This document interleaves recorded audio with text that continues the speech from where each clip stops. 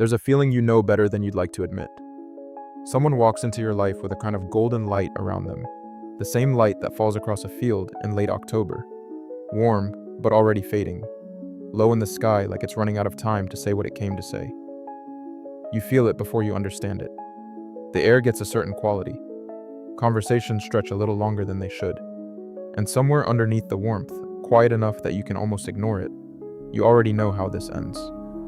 You call it chemistry, you call it timing, you call it bad luck, 3 times in a row, 4 times, more than you'd ever want to count out loud to anyone.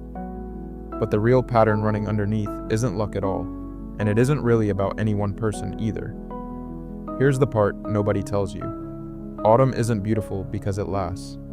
It's beautiful because it doesn't. The gold in the leaves is the last thing chlorophyll does before it gives up for the season, a kind of visible goodbye. And the person who feels like autumn to you, the one you can't stop choosing, might be beautiful to you for the exact same reason. Not despite the ending, because of it. To understand why, you have to go back much further than your last relationship. You have to go back to before you could talk. A British psychiatrist named John Bowlby spent the better part of the 20th century studying something deceptively simple.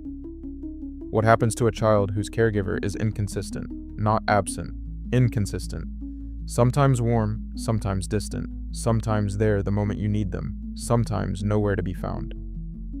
Bowlby found that children in this situation don't stop loving the caregiver. They actually become more attached, not less. The unpredictability itself becomes the glue. The child learns, on some wordless level, that love is something you reach for, not something you simply have. Researchers who built on Bowlby's work later gave this pattern a name: anxious attachment. A child with anxious attachment doesn't relax around love. They monitor it.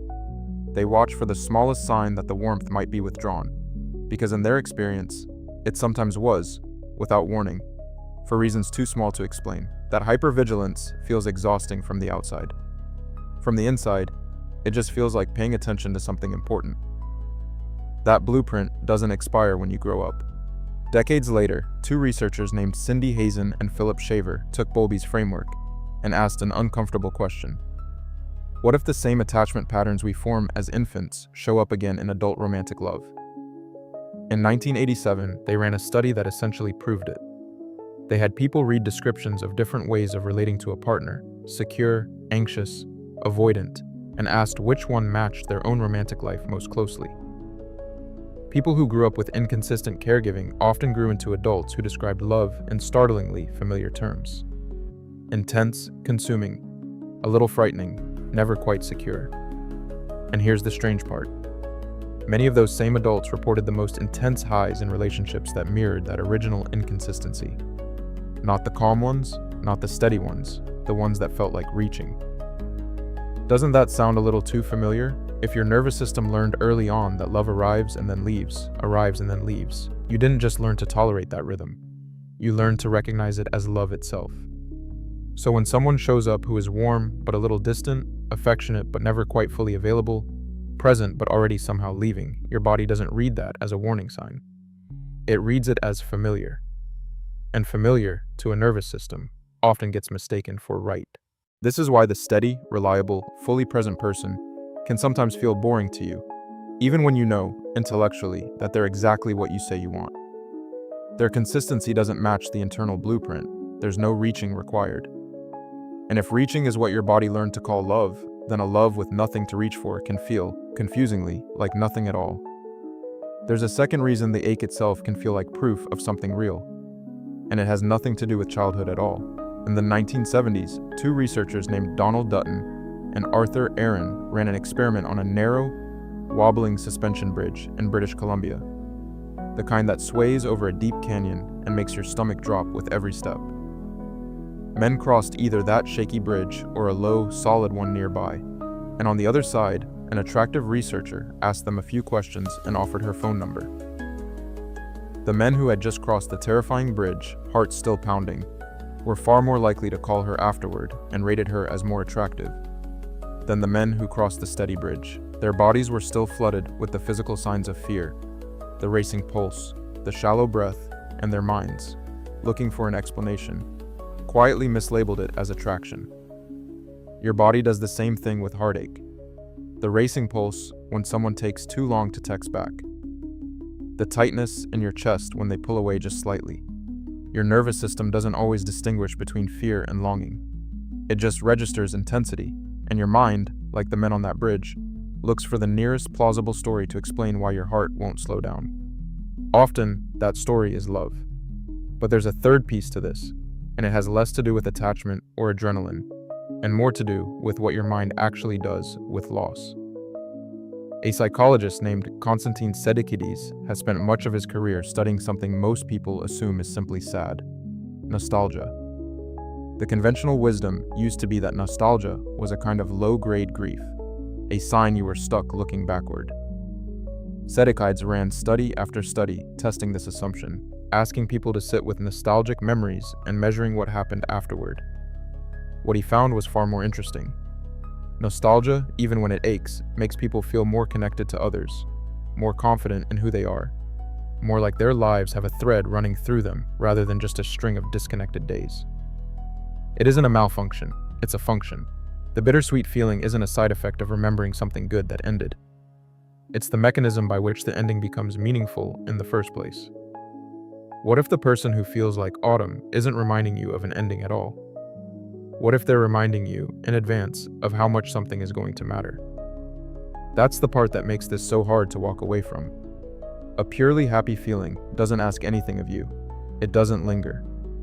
But a bittersweet one, the kind autumn specializes in, sits in your chest for days. It feels important precisely because it hurts a little. And your mind, trained by millions of years of attaching meaning to intensity, reads that ache as evidence. Surely something that feels this significant must be the real thing. It might not be. It might just be familiar. Think about the specific qualities you'd use to describe someone who feels like autumn. Warm, but not predictable. Beautiful, but somehow already leaving. Present in a way that makes the eventual absence feel inevitable, almost built in from the start. Maybe it's the way they say goodbye, like it's a small rehearsal for a bigger one. Maybe it's the way their attention comes in waves, brilliant and total for a while, then quietly receding, like tide pulling back from the shore, right when you'd started to trust the water was there to stay. You don't choose this person because they're going to stay. On some unspoken level, you choose them because they're not, and that not staying is doing something for you that staying never could. It's recreating the exact emotional shape your nervous system already knows how to feel deeply. This isn't a flaw in your character. It isn't proof that you're addicted to chaos or destined to keep making the same mistake forever. It's a pattern, and patterns, unlike character flaws, can actually be seen. Here's where it gets quietly hopeful. Once you can name the shape of the thing, autumn light, golden but fading, warm but already leaving, you start to notice it arriving earlier. Not after 3 months, when you're already in love with the rhythm. In the first conversation. In the way someone says goodnight like it might be the last time, even on a first date. In the warmth that always seems to come with a built-in expiration date attached. Noticing it early doesn't mean you have to run. It just means you get to choose with your eyes open instead of your nervous system on autopilot. You get to ask yourself a question most people never think to ask in the moment. Am I drawn to this person? Or am I drawn to the feeling of almost losing something before I've even had it? Those are not the same question, even though they feel identical from the inside. There's something else worth sitting with here. The people who feel like spring, steady and warming and unremarkable in the best possible way, are not lesser. They're just unfamiliar. Spring doesn't ask you to brace for an ending. It just keeps arriving, day after day, with nothing dramatic to prove. No ache required to make it feel real. For a nervous system raised on inconsistency, that kind of steadiness can take time to learn to trust. Not because it's wrong, because it's new, and new things, even good ones, rarely feel like home on the first visit. Maybe the real work isn't finding someone who feels like a different season entirely. Maybe it's slowly teaching your nervous system that warmth doesn't have to come with an ending attached to count as real. That you can have the depth without the ache. That meaning doesn't require a built-in goodbye to be meaningful. It takes practice to believe that. The same way it takes time to trust a steady bridge after years of crossing the shaky kind. That's a slower kind of love story than the one Autumn tells. It doesn't have the same golden light, the same ache in your chest.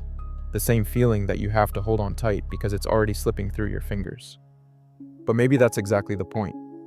Maybe the goal was never to stop loving the feeling of autumn. Maybe it's to notice, finally, that what you actually wanted all along was something that could last long enough to become spring.